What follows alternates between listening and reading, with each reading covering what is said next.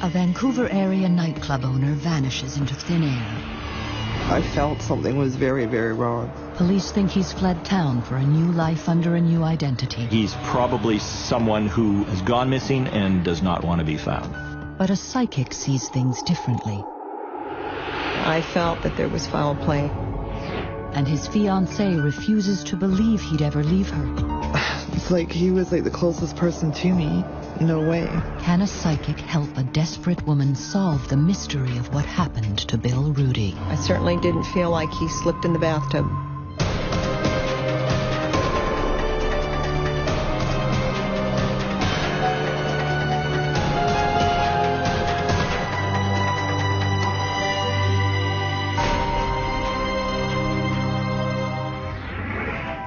On Canada's wild west coast, Vancouver, British Columbia is one of the most exciting cities in the world, especially when the sun goes down. In the early 1990s, one of the area's hottest nightclubs was Rumors. Its owner was 51-year-old Bill Rudy. The multimillionaire has investments in nightclubs and real estate, and the cash is rolling in. And Bill Rudy lavished a lot of that money on his fiancée, Janet Bignell. He used to like totally spoil me, and we'd go out, and everywhere we went, it was always like fun. The couple were making plans together. Bill Rudy told Janet that he was ready to cash in his chips and start a new life with her in a small town east of Vancouver, near Janet's parents. What we were going to do is actually liquidate everything and then move to Kelowna. Basically, because Bill and I were going to move, I no longer had my own house because we were going to be buying a new house. It seemed like everything was falling into place for Bill and Janet. But then he does something odd. In February of 1994, Bill checks into a local motel, telling Janet he needs to sort out his tangled business affairs before he makes the final move. He wanted just to take a week and sort all the tax things out and just have peace and quiet where nobody knew where he was. On Monday evening, February 21st, Bill and Janet spoke on the phone. He just said that he was just going to get something to eat and then he was going to go to bed. So he did call me that evening, and it was around 9 o'clock. But the next day, she doesn't hear from him. I paged him throughout the day and nothing. Then that evening, we were supposed to go out for dinner. I had a babysitter booked for 6 o'clock, and still nothing. 2 days pass, and Janet still doesn't hear from Bill Rudy. Just the knot in your stomach, I felt something was very, very wrong. Desperately worried, she goes to the police, but they don't see the disappearance of Bill Rudy as a top priority. One of them even said, well, obviously if it was a child, we would take it more seriously, but when they're adults, people can just go away. But the police are obligated to do at least a routine investigation. They dig around a little and discover that Bill Rudy has one good reason to disappear. Bill Rudy had an ex-wife who he was still having some problems with and issues. And as they dig deeper, they begin to believe that Bill Rudy may be missing on purpose. Rudy was planning to get out of the business, had taken care of his debts, and he was ready to move on. But Janet refuses to believe that Bill would ever leave her.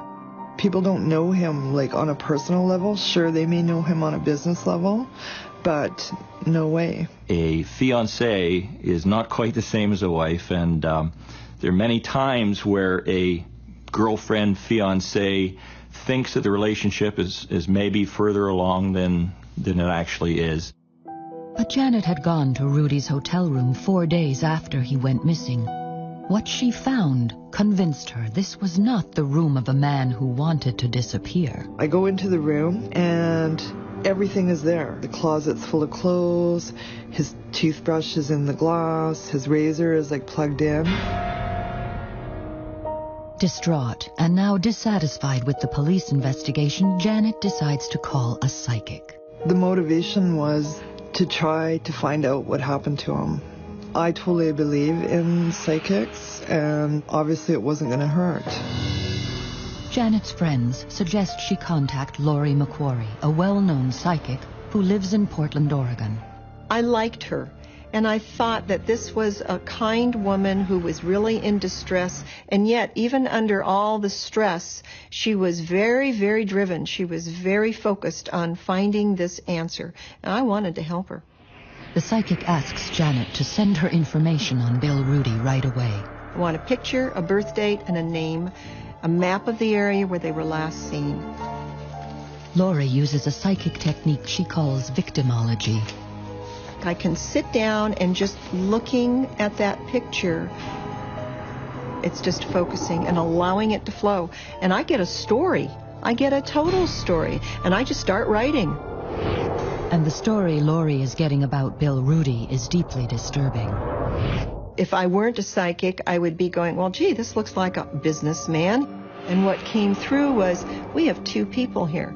We have a man who presents himself as being the honest businessman, and then we have the hidden side.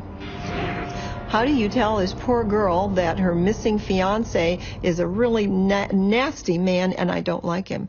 But I said it. I didn't want to believe her. Half of me is still skeptical. Well, okay, it's a psychic. It's not science. When I said this is a bad man, I believe I recall her saying, I know. He's not perfect. To Janet, Bill is the man she loves and plans to marry. But the psychic is onto something. The police have discovered that in his business life, Bill Rudy did have a hidden side. Bill Rudy used a number of aliases in the past, mostly to cover on somewhat shady business deals and houses and mortgages and things. But it showed that he was not above manipulating and fudging the rules. And Janet did know Bill Rudy had secrets. When they first met, he lied about his real name. He told me his name was John Andrews. The reason he was using these names is so that his ex-wife couldn't track him, and I totally believed him. A person who uses aliases is not the most honest person in the world, usually using those aliases to his advantage, to someone else's or the government's disadvantage. But Janet is desperate to find out what happened to the love of her life. Now it seems the psychic is the only one who can help her. She gave me positive encouragement. She was always available. I talked to her like many times throughout. Not only has the psychic sensed that all is not what it seems with Bill Rudy, now she gives his fiancée some truly chilling news. I knew he was gone. It's kind of like they say in the search and rescue world, it is no longer a rescue, it's a recovery. You know, to me, he still could have been missing, but Lori said no, he's gone. If the psychic is right, how did Bill Rudy die, and where is his body? Near Vancouver, British Columbia, nightclub owner Bill Rudy has vanished without a trace. The police think he's hiding and doesn't want to be found, but psychic Lori McQuarrie senses he's dead. I knew he was gone. Janet Bignell asks the psychic to come to Vancouver and help to solve the mystery of her missing fiancé. It was like two forces coming together. She was anxious for me to come up, and I was hoping to put a piece to the puzzle. Desperate to find Bill Rudy, for Janet, no price is too high. But Lori surprises her. And I wouldn't have cared how much it cost. And she said, no. She said, I don't take money for missing people. And I said, well, why not? And she goes, because then I would lose my gift. But Lori does have a strange request. She asked me to make a reservation at the hotel and in the same room from where Bill went missing. Part of victimology for me is once I've gotten the initial facts, then if it's possible, I want to follow a physical route. I want to see physical surroundings that this person lived in and were around. As soon as Lori arrives in Vancouver, she heads straight to the hotel. She checks into room 206, the room in which Bill Rudy stayed. As I sat in the room, I could feel myself looking at maps on a bed, looking at papers, contracts, all the things that assembled his world. In the room, alone, Lori tunes in again to Bill Rudy's fate. Not only is he dead, but she believes he's been murdered. I felt that there was foul play. I certainly didn't feel like he slipped in the bathtub. That was very painful for me to hear as well. She wasn't all that shocked when I told her that I thought he had been murdered. I think, again, this had been simmering someplace in the back of her mind. But the Royal Canadian Mounted Police aren't interested in working with psychics. In their eyes, Bill Rudy had deliberately disappeared. You really can't take it to the homicide squad unless you have fairly good evidence that it's a homicide. In this case, we did not have a crime scene or a body. Nevertheless, if the psychic is right, what did happen to Bill Rudy?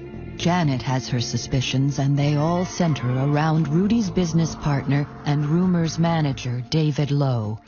Bill didn't trust him anymore.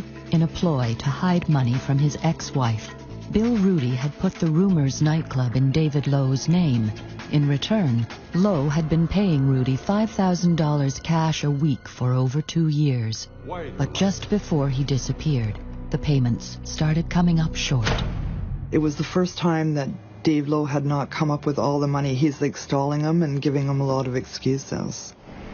Janet Bignell's word is not enough for the police. They need concrete evidence. For that, she hires Ozzie Caban, a private investigator, to watch and follow David Lowe. Based on undercover operations, based on street talk and everything else, that was the guy of interest to us. But even Ozzie can't uncover any new evidence, and Bill Rudy's secret life doesn't help. We had an individual with about 6 different aliases, businesses all over the countryside. We realize that we're dealing with a situation here that, shall we say, is a little shady, a little on the dark side. None of that, however, matters to Janet. All I wanted to do is find out what happened to him. To do that, she asks the psychic and the private eye to join forces. Maybe they can solve the puzzle of what happened to her fiancé.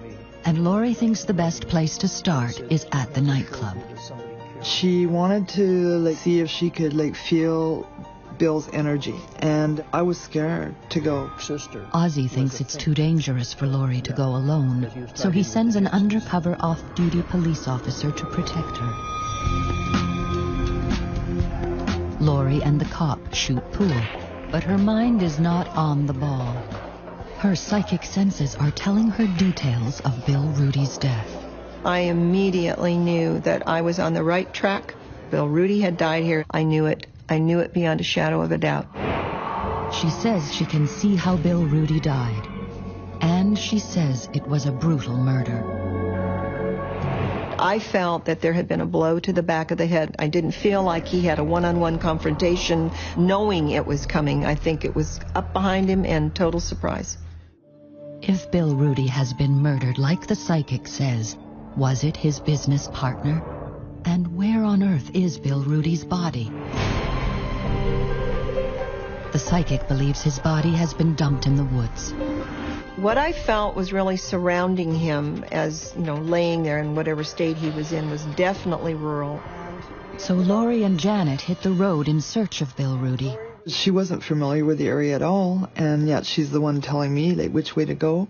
Yes, I felt the sense, go left, go east, and that's what we did, and it felt right. We kept driving, and she said, "Don't worry, he's going to be found." And looking at the map, and she says, "I believe he's in the back of Harrison area." Psychic Laurie McQuarrie has never been to British Columbia before. Yet she marks an area on her map, sensing that Bill Rudy's body lies in the mountains to the east of Vancouver. Whatever I pointed to, I felt strongly about it. And the problem always is, usually people aren't dumped on a sidewalk. They're dumped in acreage. In fact, the area Laurie circles is the perfect place to hide a body. It's vast, rugged, and remote. They drive all day, but the psychic can't seem to zero in on the exact location of his remains. I didn't think we were going to find him that day, but I would have been pretty excited if we had found his glasses or his jacket. Though they come away from the wilderness empty-handed, the psychic is convinced her vision of Bill Rudy's fate is right. But 2 weeks later, there's another twist in the tale of Bill Rudy. His van is found, abandoned at Vancouver Airport. For the police, it's further evidence that he wanted to disappear. And they said, well, we've located his vehicle. We found it at the airport. So obviously he's left the country. You find a vehicle there, and that's a pretty good indicator that he's gone to the airport to leave. But when Janet picks up the van, what she discovers tells her it wasn't Bill Rudy who drove it to the airport. The music was like totally loud. Okay, well, that's not Bill. And totally on a radio station that Bill, like it was like heavy rock or something, and just really, really loud, right? And it's like I like had an eerie feeling like driving that van too, right back to Surrey. So has Bill Rudy been murdered? Or has he vanished of his own accord to start a new life under a new alias, as the police suspect? At great cost, Janet remains convinced her fiancé would never leave her, and she continues to search for him. I just stopped working until I could find out what happened to Bill. So I lost my career. Ultimately, I was evicted from Bill's house with like 3 days notice, and I spent all my money.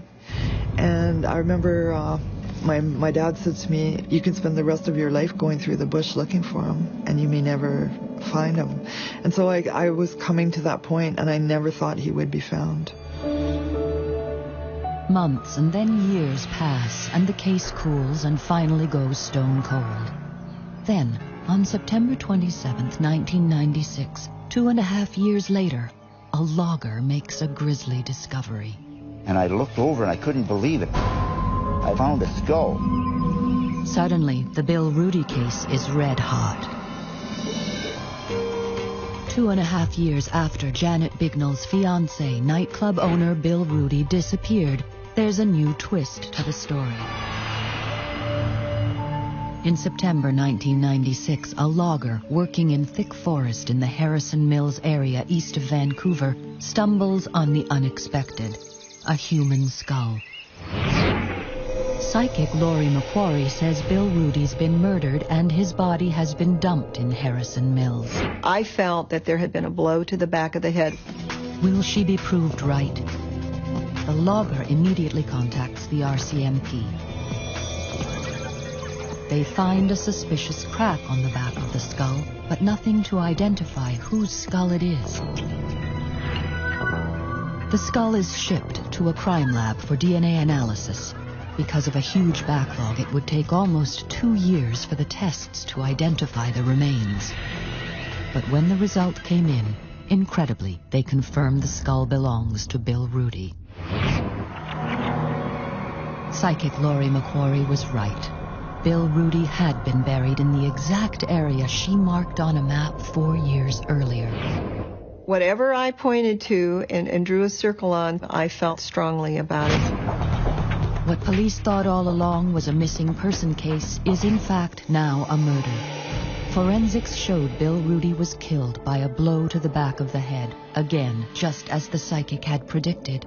I could just feel it, like almost Bill was staying there not expecting it.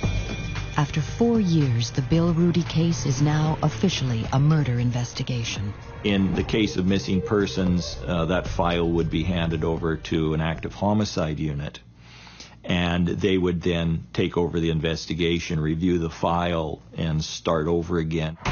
And the first person the RCMP call is Janet Bignell. Said that human remains had been found through DNA, have been positively identified to be William Rudy. And that's exactly the way he told me. It's really cold. But she's not prepared for what happens next. He brought another police officer in there, and then they started recording it.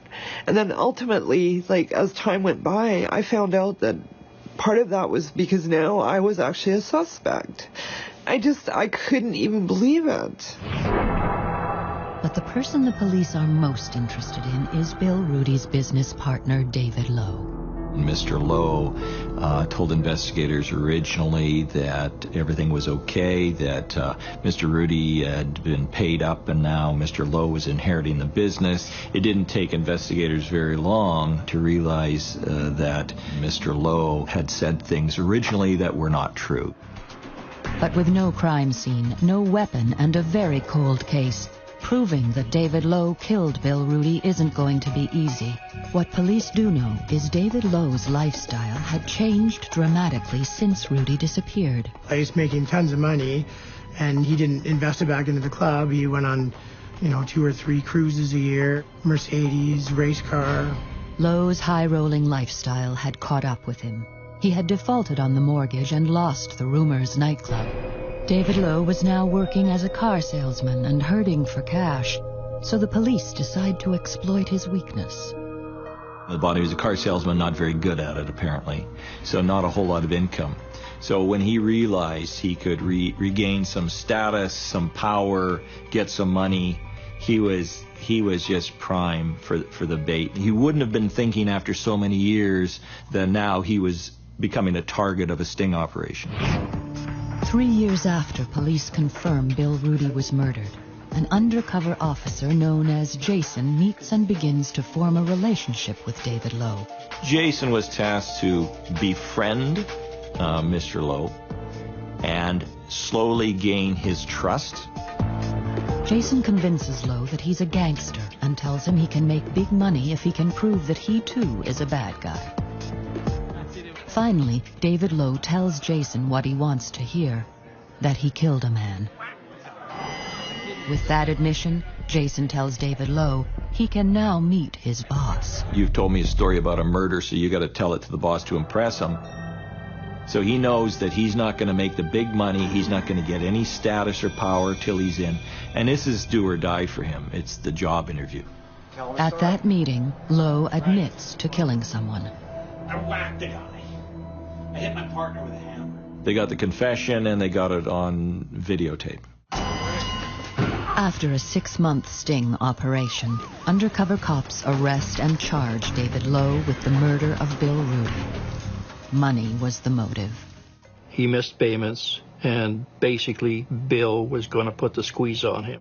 His back was against the wall, and he didn't want to lose everything he had in life, and he was going to. During David Lowe's trial, testimony confirms all of psychic Laurie McQuarrie's visions of the crime 10 years earlier. The murder did take place in Rumors nightclub, where Lowe crushed Rudy's skull with a hammer. Lowe did take Rudy's body to Harrison Mills and dumped him deep in the forest.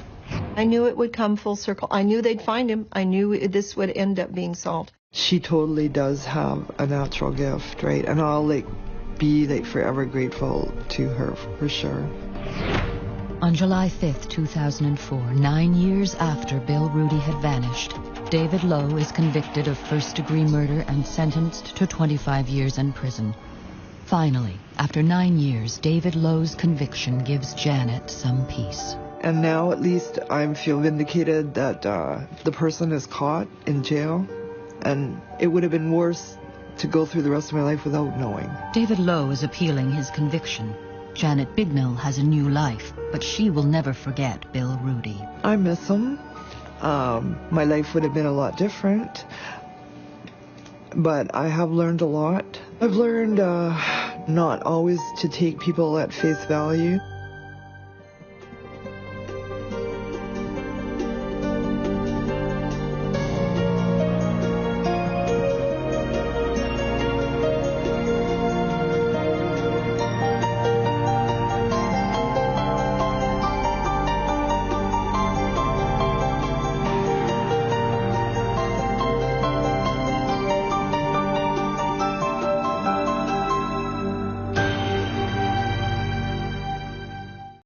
In 1987, when 2 teenage girls are murdered in Thunder Bay, Canada, the police fear the worst. I immediately thought that we had a serial killer working the area.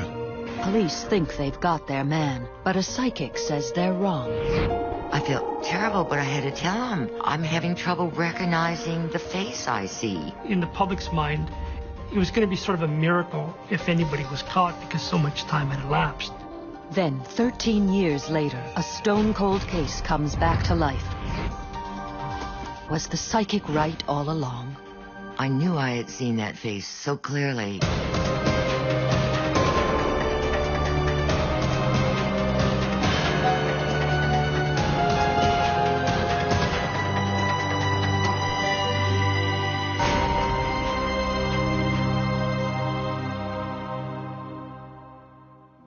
On the shores of Lake Superior sits Thunder Bay, Ontario, Canada. In the 1600s, a fur trading post. Today, a struggling industrial town. On Sunday, May 10th, 1987, Mother's Day, an elderly couple out on their morning walk discover the body of a young woman laying in a gravel pit. First to arrive on the scene is Constable Jerry Moran of the Ontario Provincial Police. The body was located right in the area here. The top had been pulled up and her jeans were undone. Her shoes were removed and laid beside the body. Police comb the scene and find a plastic bag containing a beer bottle and what appears to be the undergarments of their victim. The thing that was going through my mind at the time was somebody's Mother's Day had been ruined for the rest of their lives. But Detective Moran has a job to do and puts his personal feelings aside. You treat it very businesslike. You're detached. Any short-lived evidence, anything that weather could destroy, we have to try to preserve that as fast as possible. At the scene, police also find shoe prints and tire marks. The young woman is identified as 17-year-old high school student Donna Tebenham. The body of 17-year-old Donna Tebenham was found yesterday afternoon in a gravel pit north of the city. As for details, that's about all the OPP is releasing so far.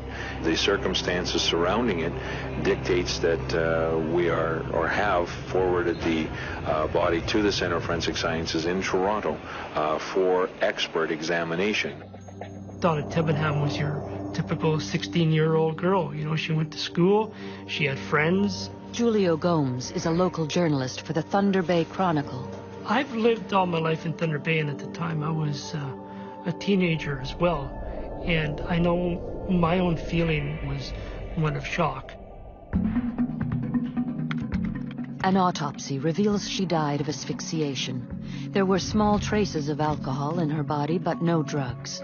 A sample of semen is also recovered. Another curious clue. Tiny specks of blue paint were lifted from her clothing. The blue paint was at one point used on a specific year of pickup trucks. Anybody that wanted to paint their vehicle could have painted it that blue, but we had established based on the wheelbase and the axle width that it was a truck. Police learned that Donna had spent the previous evening visiting friends. She was last seen walking back from a local corner store at about 11 p.m. Calls from the public kept police busy, but brought them no closer to a suspect. We had so many suspects, or what could be considered persons of interest, but as it turned out, in all the cases, it was a dead end. People would come forward and just say that they have reason to suspect this person because they said something. They said they may have seen this girl at a party, or they said that they went to school with this girl and they've done things to this girl and things like that. Just, they were blowhards at a party, most of them, that would just want to get attention for themselves and admit to doing anything. And all these guys were subsequently ruled out as suspects. Another snag. Partial fingerprints found on the beer bottle at the scene turn up no matches. With no suspects, and with no DNA testing in 1987, the semen sample sat on the shelf. The most promising clue police had appeared to be the blue repaint chips found on the body, but record-keeping back then was less exact. Tracking down a blue repainted truck had to be done by sight. In this particular case, we were looking for a travel or an international travel truck. It's like an old Chevy Suburban. So there weren't too many of them around. So we were tracking those things down, and we spent months looking for everybody that was registered or had ever owned one of those. And so that's all time consuming. Thunder Bay is a small town, and there are unfortunately a lot of other unsolved murders that take place, and every couple of years you'd have someone that disappears and they're never found. Then, Friday, August 7th, another body is spotted off the side of the road just a few miles from where Donna Tebenham was murdered 3 months earlier. The second victim is another Thunder Bay High School student, 16-year-old Bernadette Leclerc. We were supposed to go dancing. I didn't hear from her. I knew something was wrong. David Binquist was Bernadette LeClaire's boyfriend at the time she went missing. And I was just happened to be flipping through the newspaper, and they had a little article about a native girl found in the power lines. My heart almost jumped out of my chest. The crime scene appears chillingly familiar to Constable Moran. The victims were the same age. There was no obvious signs of violent death, but there was a plastic bag put over her head. Shoe prints and tire tracks match the Donna Tebenham scene. Police also make another key discovery. We found blue repaint chips on both bodies.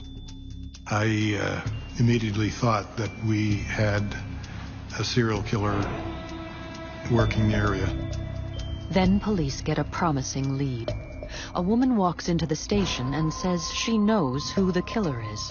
She claims her boyfriend, who we will call Ron Newman, picked up a woman at the same corner store where Donna Tebenham was last seen the night she went missing. She was allegedly an eyewitness to the actual apprehension. So the police questioned him, and then they arrested him. And he was charged with 2 counts of murder. Attorney Lee Begg had been working on Ron Newman's case since the day the arrest was made. Police fingerprint Newman, but the prints don't match, and he doesn't drive a blue truck. But police aren't giving up so easily. We couldn't rule him out as a suspect just due to the fact that his prints didn't match what was found at our scene. He could have been wearing gloves. He could very well not have touched anything. Nobody minds defending a guilty person, but when it's an innocent person, the task becomes so much more serious because you dare not make a mistake. And police would learn that they had made a big one. At a preliminary hearing, the OPP's case against Ron Newman falls apart. Well, she just didn't withstand cross-examination to the extent that the Crown had absolutely nothing to go on. There was no connection between my client and the murders whatsoever. Finally, after spending 6 months in jail, the charges are dropped. He was released, but unhappily for him, there was no one else to point the finger at. We weren't defeated. We were still interested in pursuing the case, albeit from a different angle. That different angle was a psychic. One evening I was watching a documentary that involved a woman by the name of Noreen Rainier. The use of psychics in police investigations is commonplace, but in Canada, almost unheard of. Will the psychic lead the OPP to a brutal serial killer? I saw so clearly the face of the murderer. In Thunder Bay, Ontario, the murder of 2 teenage girls has the city demanding answers.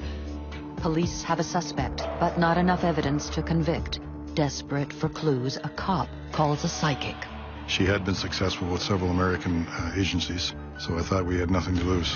Noreen Rainier is a psychometrist who specializes in missing persons and homicide cases.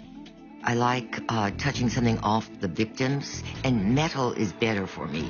It seems to be a better conduit. It holds the energy or images of what that individual saw just before he or she was killed. Detective Moran sends her a pair of earrings found on Donna Tebenham, as well as a necklace from Bernadette LeClaire. When I first start a case, I have to prove to the police that I'm real. And so I always tell them a few things they already know, usually how the person was killed, what he or she looked like, or when they were alive, a few things like that to gain their confidence in me as a credible psychic. And then they can ask questions, and my mind just sees what they ask. Yeah, I felt a little weird about the whole thing. I'd never been involved with a psychic. I'd never even been to a tea reader, but I figured, if it works, who am I to argue with it? Like most of her cases, Noreen conducts her reading with Moran over the phone. When I held Donna's earring, I remember seeing her sort of light brownish hair, and I feel she had problems with her S's. I see braces. She described the victims very accurately, right down to the speech impediment on Tebenham and the character of LeClaire. I had Bernadette's necklace, so it wasn't that difficult to be able to describe her. I felt more fuller lips. I felt more feisty, confident, a little bit rebellious, again young. Then Noreen astounds Moran by describing the murder. Remember, I couldn't breathe. Screaming. I'm having trouble breathing. Didn't feel any knives or guns or wounds of that sort, just not breathing. It started, being a little unusual that she would know some of this stuff, and I certainly wasn't given this information to her.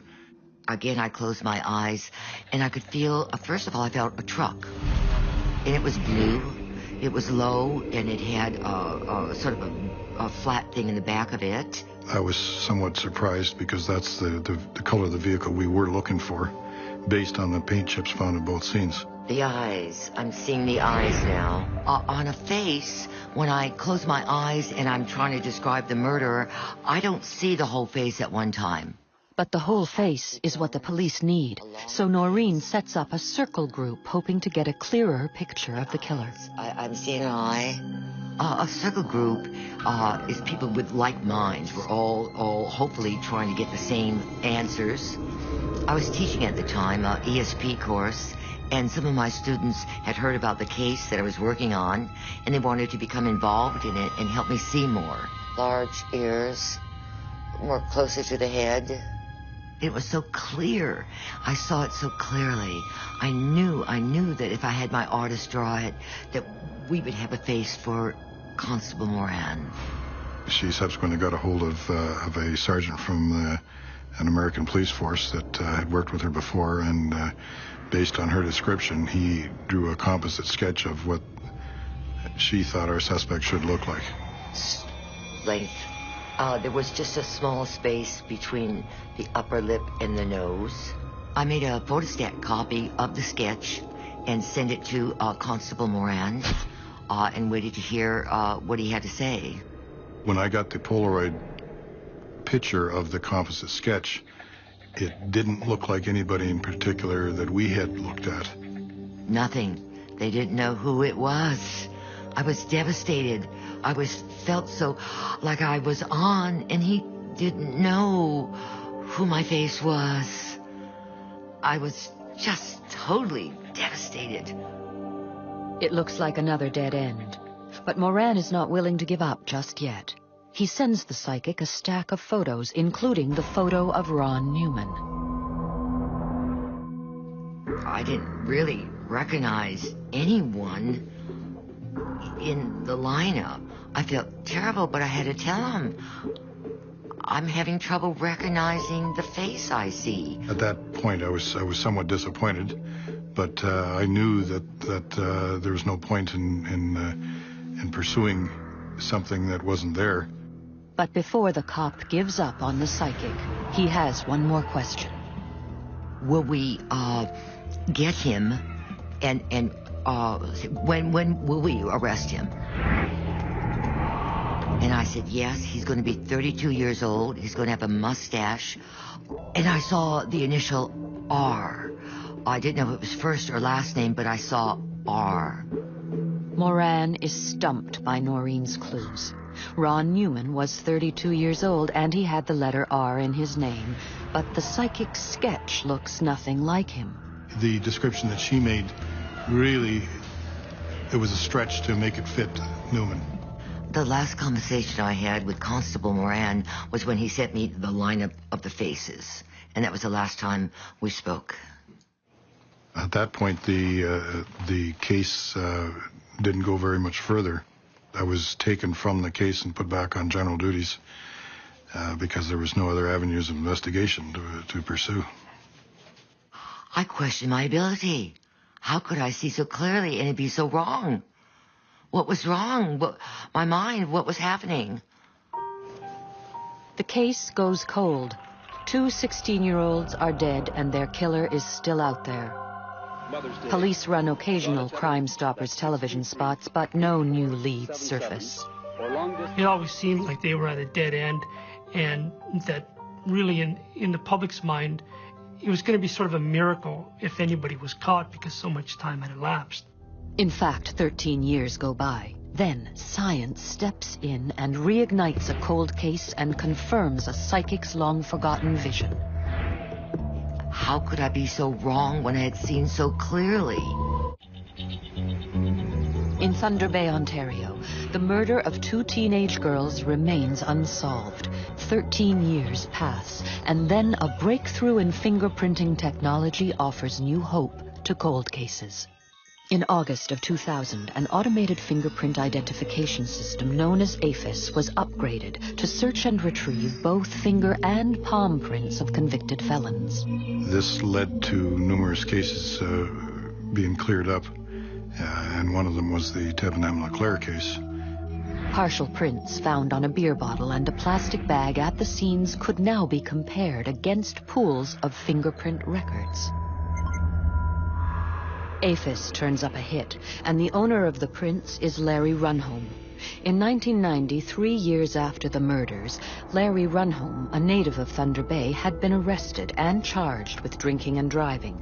His fingerprints were forwarded to the RCMP and remained on file for 10 years, until the new technology made the match. A case that has baffled cops for 13 years is finally solved. On July 11th, 2000, Runholm is charged with the murders of Donna Tevenham and Bernadette LeClaire. It was a huge story when he was arrested because the community had almost forgotten about these deaths, and the few people that still remember it had almost given up any hope that anyone would ever be arrested and held to account for it. The arrest finally vindicated a psychic who 13 years earlier accurately described both girls, their dark hair, Donna's braces, and Bernadette's feisty personality. She even envisioned their deaths. I'm having trouble breathing. But it was her sketch of the killer that police turned a blind eye 2 years ago that now came back to haunt them. The profile provided by Noreen Rainier regarding a suspect turned out was amazingly accurate. At the time of the murders, Mr. Runholm was only 19. We have a high school photograph, Mr. Runholm. The prominent nose, the full mouth, the length of the hair. Other puzzling clues offered by the psychic now seemed to make sense as well. I remember Constable Moran saying, "Will we get him, and when will we arrest him?" And I said, yes, he's going to be 32 years old. He's going to have a mustache. And I saw the initial R. I didn't know if it was first or last name, but I saw R. So I was overjoyed that my information was right. Sad that it didn't help in a timely manner. Runholm admits to intentionally killing both girls and avoids a jury trial by pleading guilty to second-degree murder. And Larry Runholm never took the stand, never explained anything. His lawyer said he has no memory of what happened, so he has nothing to offer. Runholm claims he can't remember what happened back in 1987 when the girls, both 16, were believed to have been raped and then suffocated 3 months apart. But Justice Stanley Carisco, in his sentencing address, says he saw no evidence of amnesia, and he says the families deserve an explanation for these sickening murders. You know, the guy is a vicious killer, sadistic, and the judge saw through him, and I'm very thankful for that. To this day, the police don't know exactly what happened the nights the two girls went missing. What they do know is that both girls were suffocated with a plastic bag.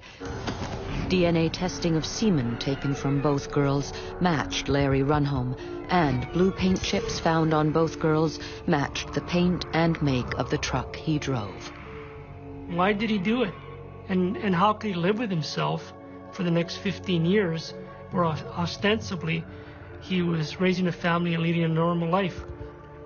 It's one of those just baffling things that you constantly think about and say, you know, what really happened? His plea of second-degree murder carries an automatic life sentence. The ruling of 20 years came as some satisfaction and closure for the families of the victims. Second-degree murder for for two girls. I would have liked to have seen, 22, if not a little bit more. But I am pleased it's over. There was a certain amount of uncertainty that we had stepping in here today and just wondering where the judge was going to end up. So at 20 years, I think my sister was well served.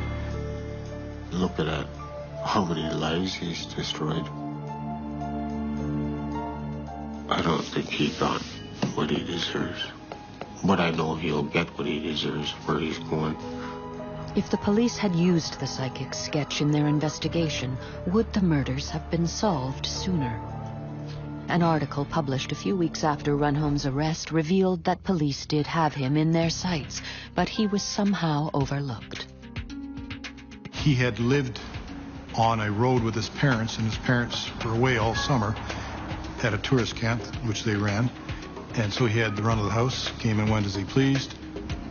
His house was on the same route that myself and my partner did a door-to-door knock on. And as it happens that the one side of the road that my partner was on was the same house that Mr. Runholm lived in. And he wasn't home the two times we went there. But at that point, we had no reason to suspect Mr. Runholm of anything. He was just another name to be cleared. The police just using me is right, but they are not used to working with psychics, so they don't understand how we work and how they have to interpret our clues. It's not all factual the way in this reality. My goal, and still will be till it happens, is to train and teach the detectives how to do what I can do.